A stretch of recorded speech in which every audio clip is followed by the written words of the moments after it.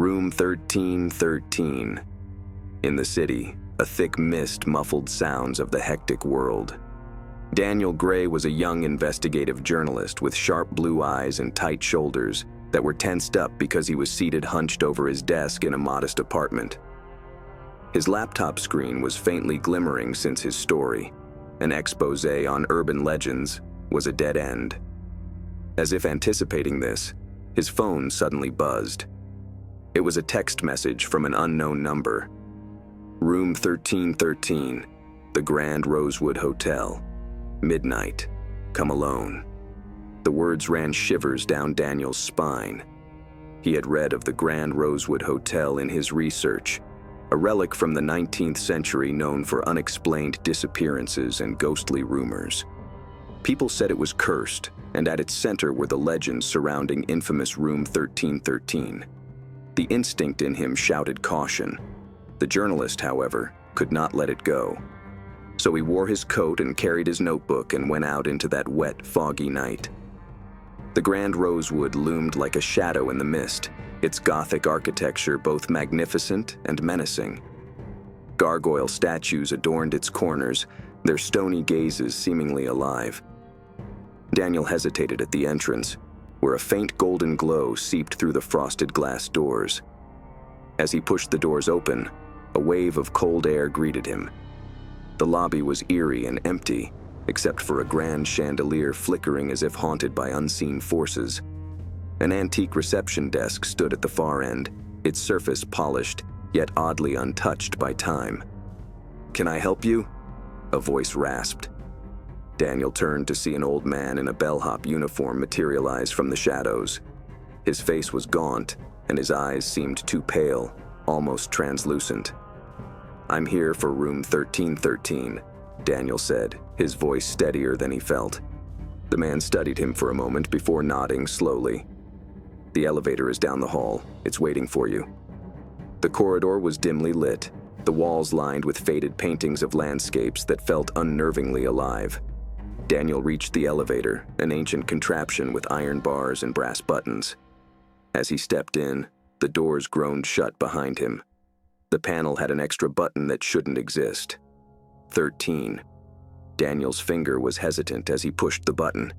The elevator jolted violently, its lights flickering as it started to move up. The air grew colder by the floor, and a disquieting hum seemed to reverberate off the walls. Finally, the doors opened on a narrow hallway lit dimly by shadows. 1313 gleamed on a black door at the far end. The door creaked open at Daniel's touch, revealing a room bathed in unnatural glow. It was empty, except for a single table at its center. On the table lay a leather-bound journal, its cover embossed with the initials AM. The walls were covered in photographs, but as Daniel drew closer, his breath caught in his throat. Every photo was of him, from candid shots taken over the years to one where he sat on a swing and another where he reported as a journalist for the very first time. Most shocking was a recent photo, however, of him sitting at his desk, moments before the mysterious message arrived. "Who's there?" Daniel called out, his voice trembling. The journal on the table opened by itself, and the pages turned very rapidly till they stopped at an empty page. Words gradually appeared in blood-red ink. "Time is a lie. Truth awaits you. But are you ready to pay the price?" Before Daniel could even react, the door slammed shut behind him. The lights began flickering wildly, and a bone-chilling laugh echoed through the room. The walls seemed to close in on him, photographs shifting and changing to show distorted images of him screaming, crying, and running. Daniel's instincts screamed at him to run, but his feet seemed rooted to the floor. Then a figure stepped out of the shadows, a woman in a tattered black dress, her face hidden behind a veil. "Leave while you still can," she whispered, her voice like the rustle of dead leaves. But Daniel couldn't run. His heart throbbed as the journal fell open to another page, and he saw an address, a date, 2 days from now. The door swung open, and Daniel stumbled out into the cool air. The hallway was empty, the silence crushing. The elevator waited with its doors open wide. He rushed inside, madly pressing the button for the ground floor. When he reached the lobby, the bellhop was nowhere to be seen. The chandelier had ceased to flicker, and the golden glow was lost. The air felt more weighted, almost suffocating. As Daniel emerged into the mist, he swallowed up. He looked back at the hotel, which disappeared, leaving only a lot. The days that passed after Daniel Gray's visit to the Grand Rosewood Hotel were a blur of confusion and dread. He was the journalist in him who wanted answers, but the man in him was afraid of what they would reveal. Sleep was impossible, plagued by nightmares of shifting walls, veiled figures, and whispers that seemed to come from within his own mind. Now on his desk, closed but emitting unease, was the journal he had pulled out of room 1313. Its leather cover appeared to be pulsing under the dim study lamp's light. The fear did not stop Daniel from reaching for it, however. Daniel could not resist and opened the journal again. The pages were blank except for the last one, where the address and date from his encounter remained etched in blood-red ink. St. Michael's Orphanage, 2 days from now. St. Michael's Orphanage. The name was familiar, evoking a long-buried memory of his childhood. Daniel had grown up there, but he had buried those years deep in his mind, refusing to revisit the loneliness and pain of being an orphan. As he stared at the journal, another line appeared beneath the address: "Seek the truth, or lose yourself forever." A cold shiver ran down his spine. What truth? And why now, after all these years?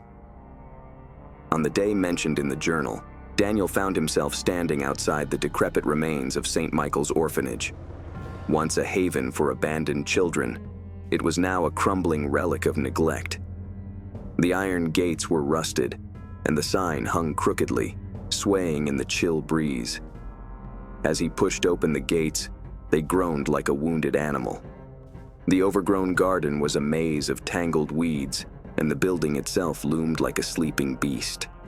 Daniel's breath fogged in the cold air as he approached the heavy wooden doors. Before he could knock, the door creaked open on its own. Inside, the air was thick with dust and decay. The main hall was lined with rows of empty beds, their sheets torn and stained. Faded murals of angels and clouds adorned the peeling walls, their once kind faces now distorted and grotesque. Daniel's footsteps echoed as he walked further inside. Every corner seemed to hold shadows that shifted and moved just out of sight. Then he heard it, a soft sobbing coming from somewhere deeper within the building. "Hello?" Daniel called out, his voice trembling. The sobbing stopped abruptly, replaced by a deafening silence. Daniel gripped his flashlight tightly and followed the sound, his heart pounding. The sobbing had taken him to a small room at the end of a narrow corridor. The door was open, and there was only one rocking chair in the middle, gently swaying despite the absence of wind. On the chair sat a doll, old, with a cracked porcelain face and empty black eyes. In its lap lay a piece of paper folded neatly. Daniel didn't have the courage to step in. The air in that room was colder, as if the space itself despised him. He held out his trembling hands and grabbed the paper, unfolded it. It was a drawing, a very crude sketch of a young boy standing in front of a black door marked 1313. Below it were written, "He must not return." Before Daniel could even process the message, the doll's head turned with a sickening crack. Its lifeless eyes locked onto him, and a childlike voice whispered, "You shouldn't have come back." The door slammed shut behind him. Panic surged through Daniel as the room plunged into darkness. His flashlight flickered, barely illuminating the swirling shadows around him. Whispers filled the air, overlapping and unintelligible, growing louder with each passing second.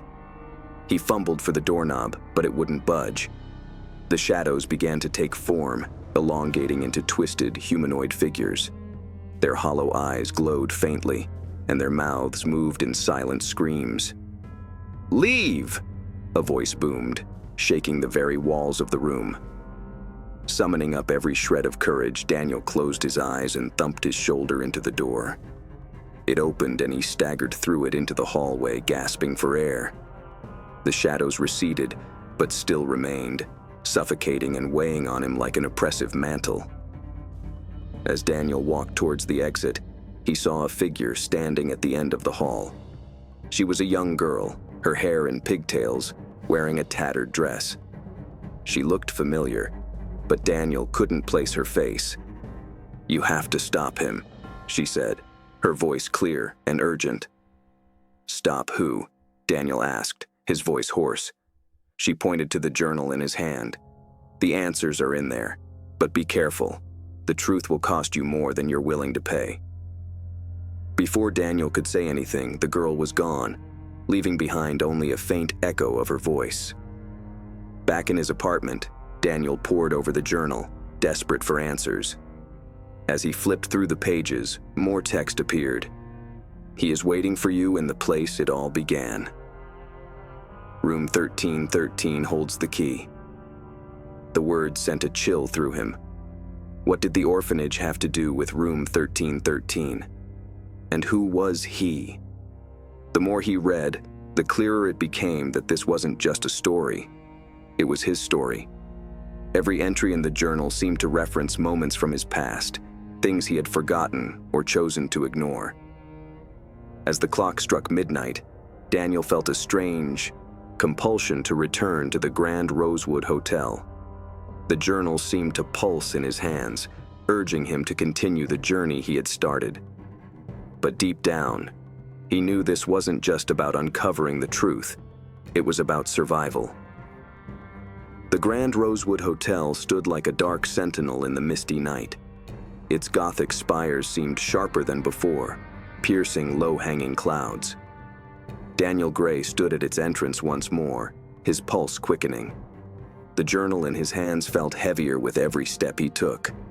The ornate brass doors opened as if anticipating his arrival, revealing the eerily empty lobby. This time, the air was colder, and the flickering chandelier above cast strange, shifting shadows across the floor. The bellhop appeared again, his pale eyes glinting unnaturally. "You've come back," he said, his lips curling into something that wasn't quite a smile. "I don't have a choice," Daniel said, his voice firm despite the fear coursing through him. The bellhop tilted his head, as if assessing him. "Room 1313 awaits, but remember, the price of knowledge is always steep." Without waiting for a response, he gestured toward the elevator. Daniel pushed his way into the elevator. He was expecting that now familiar lurch as it ascends, but this time the elevator shuddered, then began to drop. The buttons on the panel flickered erratically, then went dark. It was disorienting. The walls of the elevator stretched and contracted as if it were breathing. The space was filled with faint whispers that grew louder until Daniel could almost make out what was being said. When the elevator finally stopped, the doors slid open onto a dimly lit corridor that looked nothing like the hotel above. The walls were stone, damp and covered in strange, pulsating veins that glowed faintly. The air smelled of decay and something metallic. Blood, perhaps. At the end of this corridor stood a huge, wrought iron door. Etched into its surface were fantastic symbols, spiraling around the number 1313. Just as Daniel approached, the journal in his hands began to vibrate. The door creaked open, and a chilling wind swept in, extinguishing his flashlight. Daniel stepped inside, his heart pounding. The room beyond was vast, with walls that seemed to stretch into darkness. At the center of this chamber was a figure shrouded in black, hood over face. On its walls stood shelves filled with hundreds of journals identical to his. "You have questions," it said, its voice reverberating through the space uncannily. Daniel clenched the journal. "Who are you? What is this place?" The figure tilted his head, and Daniel caught sight of something horrific, a face that was both human and not, its features moving and melting like wax. "I am the keeper," it said. "Every soul that enters room 1313 leaves a piece of itself behind, and you, Daniel Gray, have left more than most." Daniel's mind reeled. "What are you talking about? I've never been here before." The keeper pointed to the shelves. A journal drifted toward Daniel, its pages opening to display text filled with entries that were written in his handwriting. Words chronicled moments from his life that he couldn't remember, moments of fear, anger, and despair. "This place is not bound by time," the keeper said. "Room 13. 13 exists between worlds. You have been here before, though you do not remember. Each visit takes something from you, your memories, your essence." Daniel's knees weakened, and he stumbled backward. "Why me? What do you want from me?" The keeper extended a bony hand, pointing to Daniel's journal. "You hold the key to ending the cycle, but doing so will require you to confront the one you fear most." Daniel's stomach churned. "Who?" The keeper's shifting face contorted into a sinister smile. "Yourself." Before Daniel could speak, the room began to change. The walls shut in and the shelves vanished, leaving him in a small, dimly lit room. A mirror appeared on the wall before him, its surface rippling like water. "Step through," the keeper commanded. Daniel hesitated, but the journal in his hands felt hotter now, almost on fire. He had no other option but to stretch out to touch the mirror. Its surface rippled like water, and it sucked him in. Daniel stood in a perfect replica of his childhood bedroom at St. Michael's Orphanage. The air was heavy with the scent of old wood and mildew. On the bed sat a younger version of himself, no more than 8 years old, clutching a stuffed rabbit. The boy looked up, his eyes filled with tears. "Why did you leave me?" he whispered. Daniel's throat constricted. I didn't leave. I couldn't." The boy rose, his face setting into its darkening lines. "You left me, and now you'll never leave me." The room writhed in convulsions, walls cracking to show churning dark. The boy's form lengthened and intensified. His eyes turned red, his voice dropping low. "You can't run from what you are." The creature lunged at Daniel, its claws raking the air. Daniel dodged, holding the journal as a shield. Words began to appear on its pages. "To defeat him, you must face your guilt."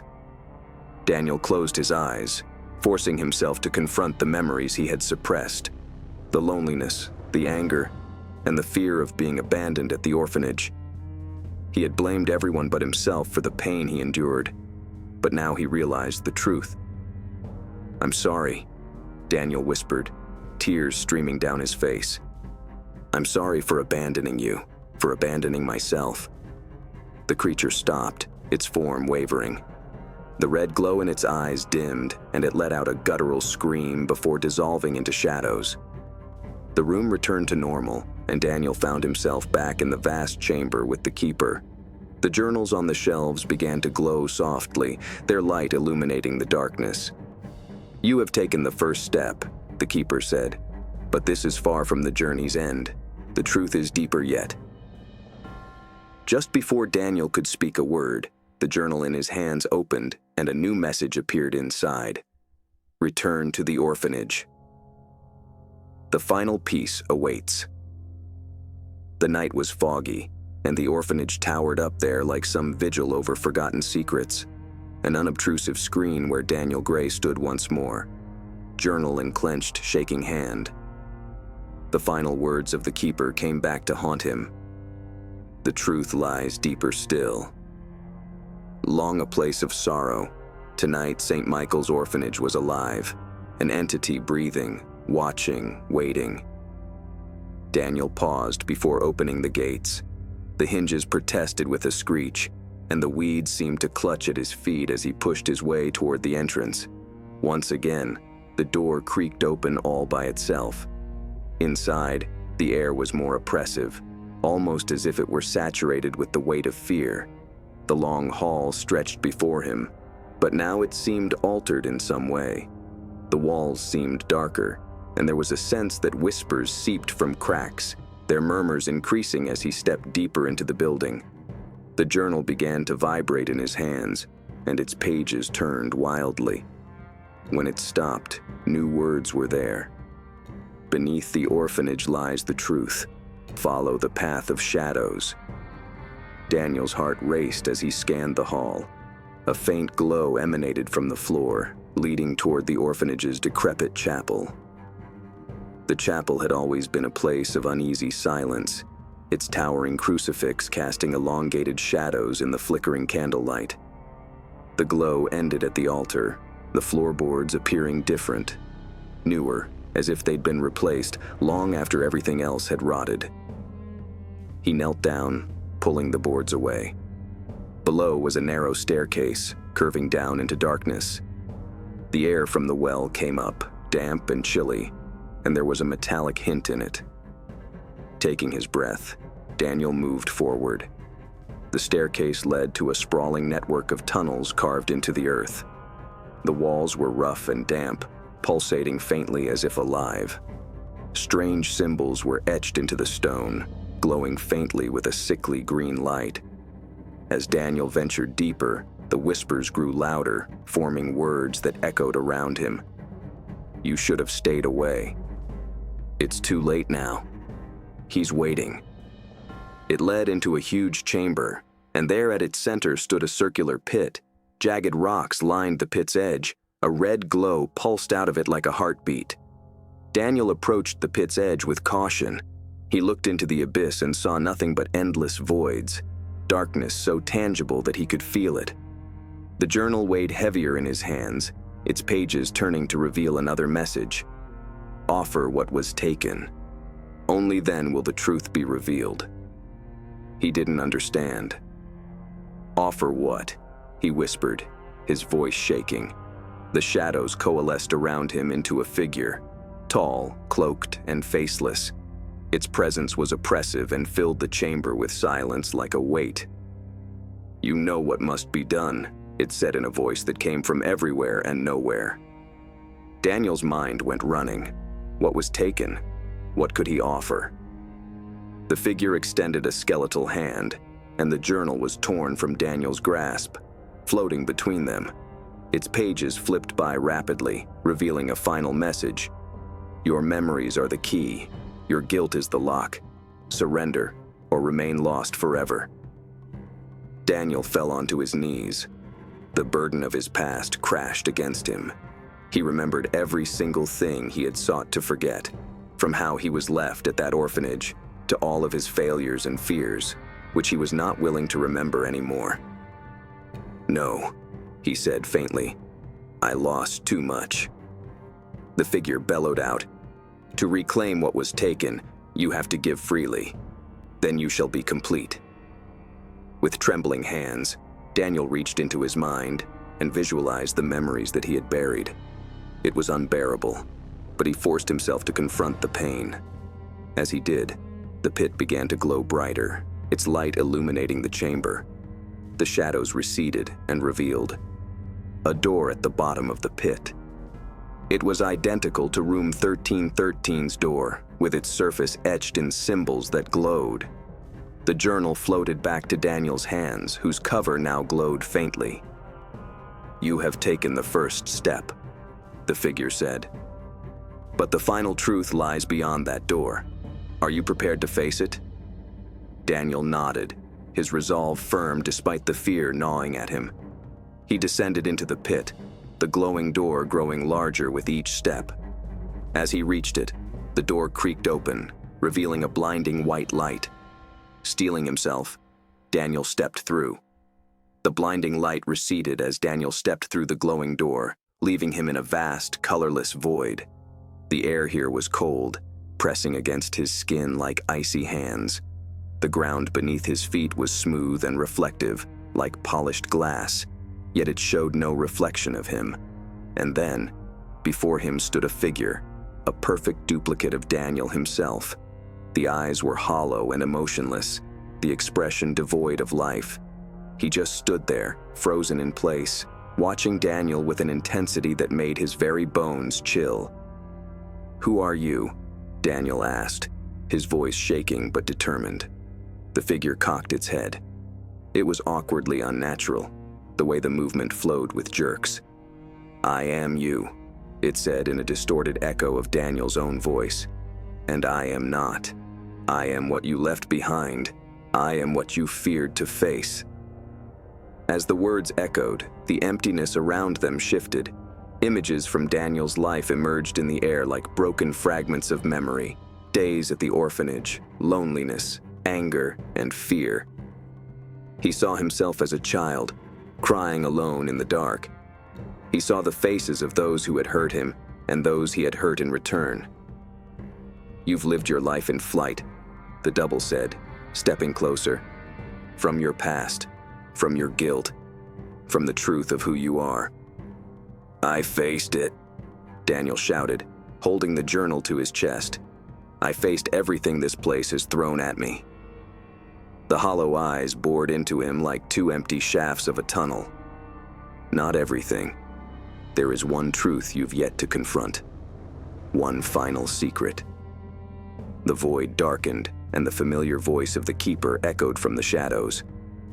"The final door lies ahead, but it cannot be opened by lies.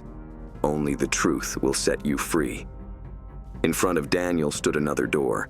This one was more plain than the others, its surface worn and unmarked. He could not pass as his doppelganger stood in the way. "What's behind the door?" Daniel whispered. The figure smirked, a cruel and knowing expression. "What you've always known but refused to accept. The reason room 1313 called to you." Daniel stepped closer, his heart pounding in his chest. The journal in his hands grew unbearably hot, its pages flipping wildly until it landed on a single sentence. "The truth is your freedom, but it is also your burden." Summoning every bit of courage, Daniel pushed past the doppelganger and reached for the door. His hand shook as he turned the handle. The door opened to reveal a small room, identical to the one in the orphanage where he had spent countless nights as a child. At its center was a bed, and on the bed sat a younger version of himself, staring at the journal in his lap. "You've always known," the boy said without looking up. "You've just been too afraid to remember." Daniel stepped into the room, and the door slammed shut behind him. The walls seemed to close in, the air growing heavier. Memories flooded his mind. Memories he had buried deep, too painful to face. He remembered the fire that one night had consumed the orphanage.